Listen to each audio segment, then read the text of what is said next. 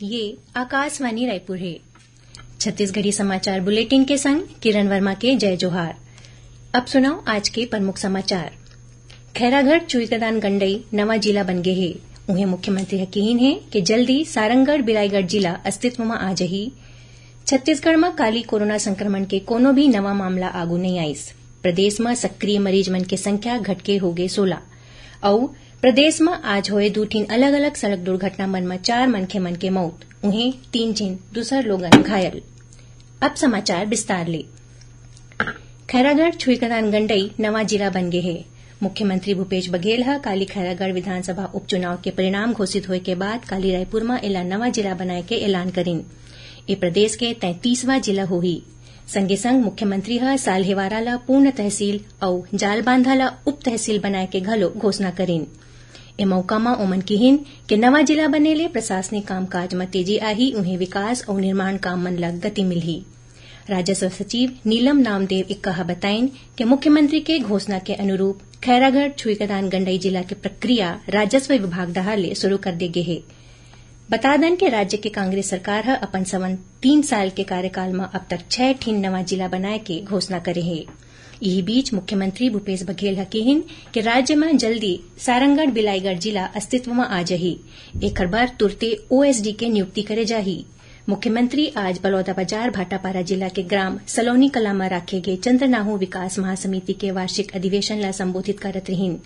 ए मौका में ओमन सलोनी कला गांव में सामाजिक भवन पर 30 लाख रुपया मंजूर करेन।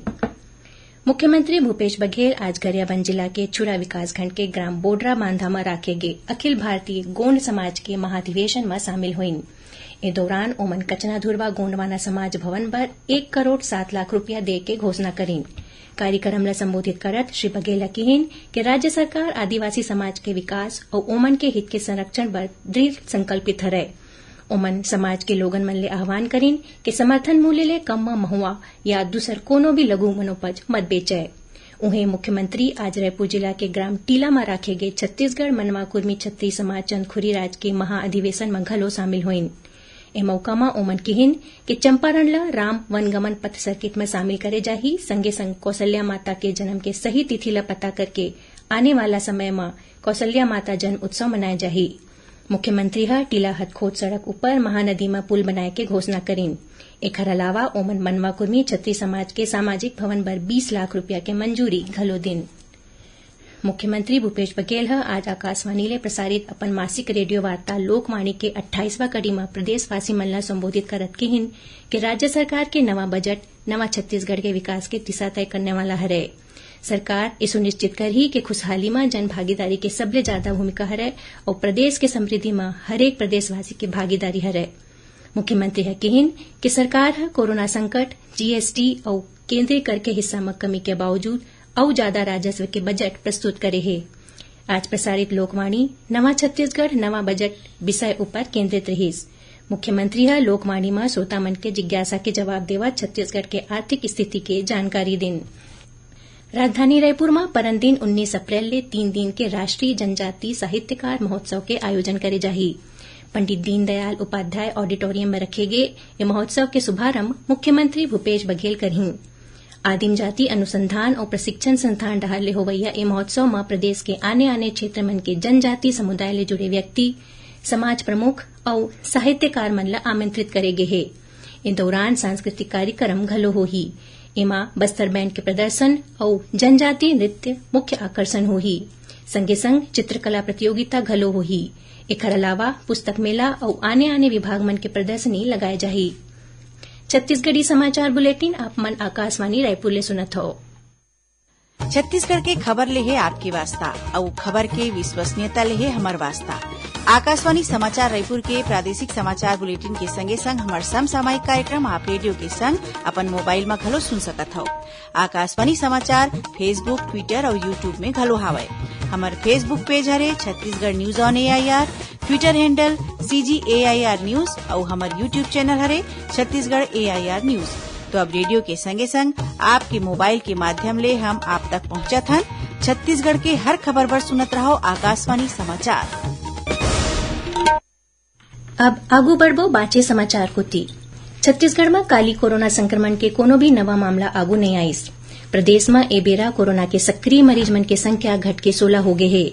राज्य के 20 जिला मन में कोरोना के एकोठिन सक्रिय मरीज नहीं है। रायपुर, दुर्ग, रायगढ़ जिला में जहां 3-3 सक्रिय मरीज है, उन्हें बिलासपुर और कोरबा जिला में दूधी और सूरजपुर, जशपुर और बस्तर जिला में कोरोना के एक-एक सक्रिय मरीज मन के इलाज चलत है। यही बीच राज्य में कोरोना टीकाकरण अभियान सरलग चालू हुआ है। प्रदेश में कोरोना ले बचाव खातिर अब तक 3,98,37,000 ले ज्यादा टीका लगाए जा चुके हैं। काली विश्व धरोहर दिवस हरे। ए मौका में काली राजधानी रायपुर के महंत घासीदास स्मारक संग्रहालय परिसर रायपुर में संस्कृति और पुरातत्व विभाग डहाले व्याख्यान कार्यक्रम के आयोजन करे गए है।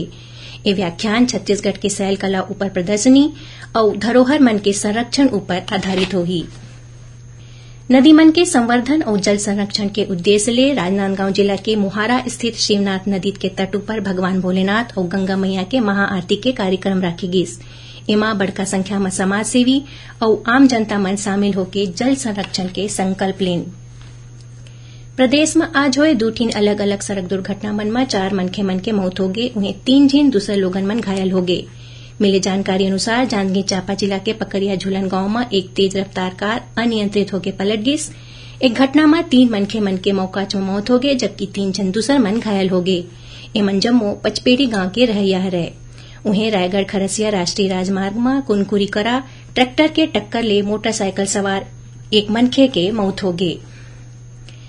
छत्तीसगढ़ सिविल सेवा आचरण नियम के विरुद्ध आचरण के आरोप में मस्तूरी के नायब तहसीलदार ला अवैया आदेश तक जिला कार्यालय भू अभिलेख शाखा बिलासपुर में संलग्न कर गए है। संगे संग कलेक्टर आरोपी नायब तहसीलदार ला तत्काल प्रभाव ले निलंबित करे बर ओमन के विरुद्ध कड़ा कार्रवाई के प्रस्ताव बिलासपुर संभाग के कमिश्नर ला भेजे हवे। सरगुजा संभाग के 1857 की क्रांति में योगदान विषय ऊपर बिलासपुर संभाग के कमिश्नर और इतिहासकार डॉ संजय अलंग के वार्ता के प्रसारण 20 अप्रैल के रायपुर दूरदर्शन डहाले करे जाही। ये वार्ता बुधवार के संजा 6 बजे डीडी फ्री डिश और डिश टीवी में प्रसारित होगी। प्रसारण के बाद इला यूट्यूब में घलो देखे जा सकी। और अब सुनाओ मौसम के हाल। प्रदेश के दक्षिणी क्षेत्र में अवैया 24 घंटा के दौरान 1-2 स्थान में हल्का वर्षा हो या गरज चमक के संग छींटा पड़े की संभावना है। उन्हें प्रदेश के बिलासपुर, मुंगेली, पेंड्रा और एखरले लगे जिला मन में अधिकतम तापमान में बढ़ोतरी हो सकत है। आखिर में प्रमुख समाचार एक घाव फेर। खैरागढ़, छुईकदान, गंडई नवा जिला बन गए है। उन्हें मुख्यमंत्री यकीन है कि जल्दी सारंगढ़, बिलाईगढ़ जिला अस्तित्व में आ जाही। छत्तीसगढ़ में काली कोरोना संक्रमण के कोनो भी नवा मामला आगू नहीं आईस। प्रदेश में सक्रिय मरीज मन के संख्या घट के हो गए 16 और प्रदेश में आज हुए 2 अलग अलग सड़क दुर्घटना मन में 4 मनखे मन के मौत, उन्हें 3 जिन दूसरे लोगन मन घायल। एकरे संग छत्तीसगढ़ी समाचार बुलेटिन इहे सिरावत है। जय जोहार।